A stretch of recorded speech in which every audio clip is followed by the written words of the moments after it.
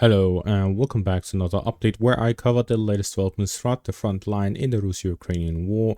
It is your host Weep Union, and the Russian offensive continues in the Kharkiv direction, and there are developments in three separate parts of the front in the Donetsk region. In the south there's a small advance by the Russians in the direction of Ocheretyne. Let's go through these updates one by one, starting out in the direction of the Zaporizhia front. Here we see that the Russians have managed to advance along the highway here to the north towards Novodmitrovka.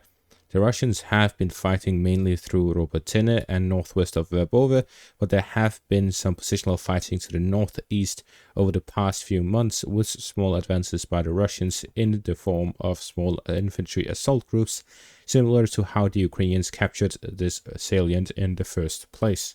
Moving further north, we see here in the direction of Krasnohorivka there were some adjustments to the map as Russians have advanced a slight bit further. They have captured the school in eastern Krasnohorivka, and fighting is now taking place in the high-rise apartment complex area. Similarly, in the school in the central parts of Krasnohorivka, the high-rise apartment complexes in the western parts of it, and a push to the western outskirts of the city. The Russians are pushing everywhere in the Krasnohorivka section of the front line, combining the eastern and central parts together to push in a northwestern direction. It is likely that the Russians will push through in a northern direction to push the Ukrainians out of the main parts of the city and into the outskirts in the northern parts.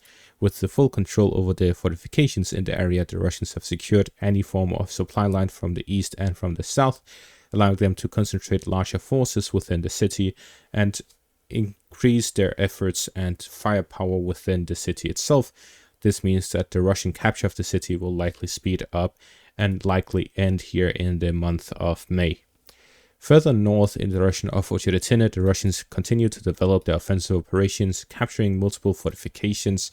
To the north of Ocheretyne, the Russians have moved beyond the fortifications by flanking them to the west, where they're pushing from Novodmitrovka in a northern direction to avoid the height advantage of the Ukrainians here in the high grounds north of Ocheretyne and the river line. This has allowed the Russians to push onto and capture the first fortifications here to the north of Ocheretyne and start the development of offensive operations in the direction of Kalinove.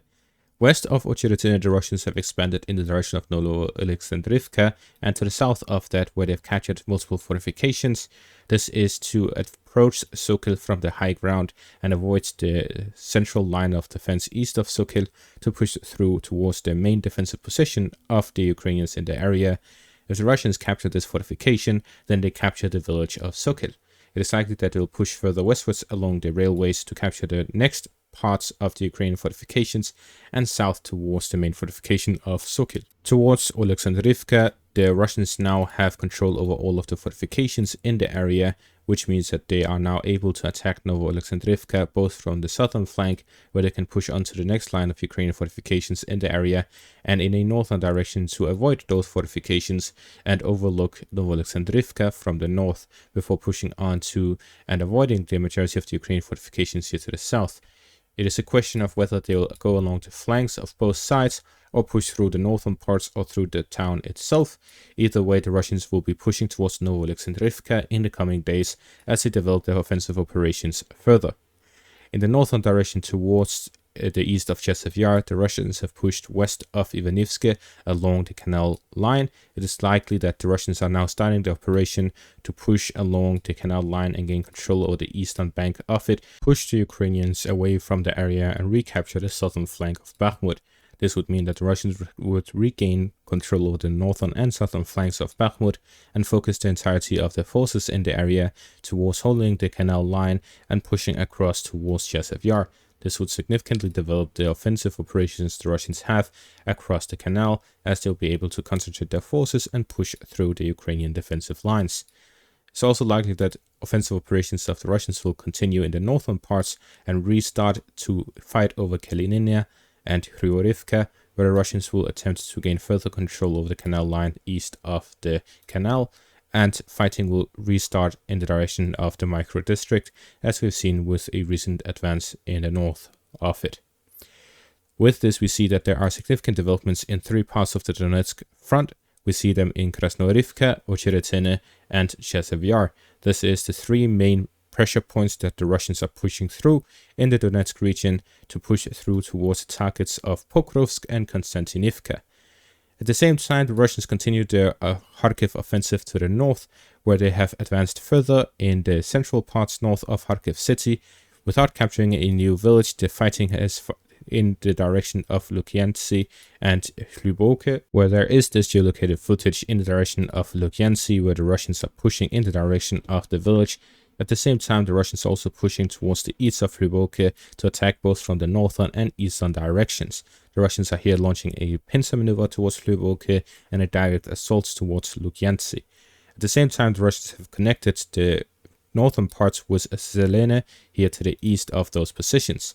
East of this, the Russians have pushed further towards Buhrovatka and Staritsya, where fighting continues as the Russians are pushing through the forest patches towards these villages west of the Seversk River, separated from Vovchansk and the rest of the village chain east of the Severodonetsk River.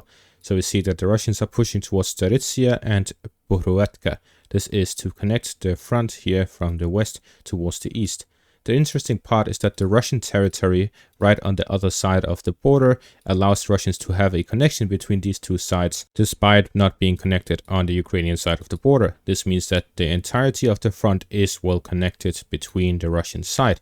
It's likely that it will move accordingly, where it will advance section by section as it advance slowly towards the direction of the Ukrainian positions.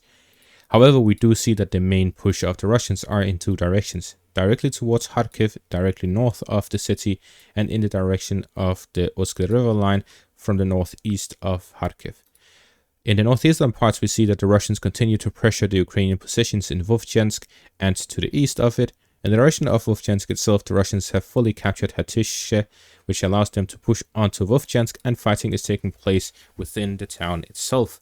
The Russians have started street fighting within the town, and the Ukrainians continue to send reinforcements, including some of their regular elite units, which includes Bradley infantry fighting vehicles and other armored vehicles that are sent to the front, and we have seen footage of them fighting in the area. The Russians are pressuring the Ukrainians along the river line. We see that the Severodonetsk River goes through the central parts of Vovchansk and further east along this village chain. To the north of the river line, the Russians are pressuring against all of the Ukrainian villages in the area, including Sibine here to the east, the village of Tyche here in the central parts, and in the west, Vovchansk. All of these three settlements are being attacked at the same time. It is likely that the Russians will expand alongside the river line all the way to the Russian border to attack and gain control over the northern parts before moving on to the southern parts through Vovchansk and likely through a fighting maneuver from the east.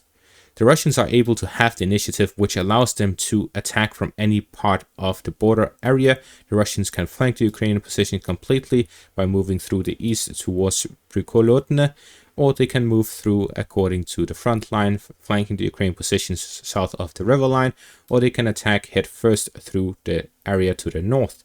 This is the advantage the Russians have as they are on the offensive. They can choose where to fight and how much strength they put into it. It is reported that so far the Russians have been fighting in the north with approximately 4,000 soldiers, and the Ukrainians are responding so far with approximately 4,000 to 6,000.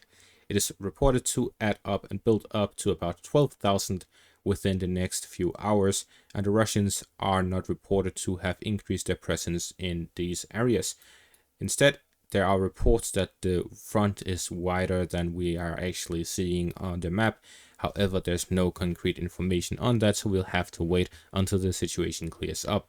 There's a lot of different reports and a lot of misinformation regarding this offensive operation, so there's a lot of work to do to gather the correct information and look at the map accordingly. The one I have right now is as accurate as you can find out there. Something to note is the color of the Belgorod and other regions of the Russian territory. The areas here marked is the Bryansk, Kursk, and Belgorod regions.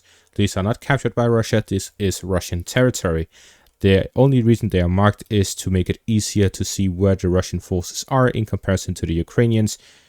While we see the color of the territory of the Russian Federation is orange compared to the red of the front line to differentiate between the two.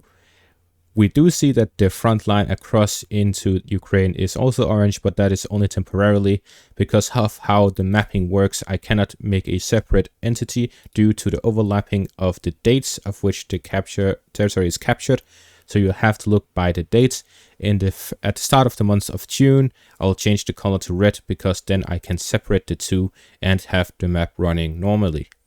It's technical stuff, but unfortunately it is necessary for now, so you have to deal with it until the month of June.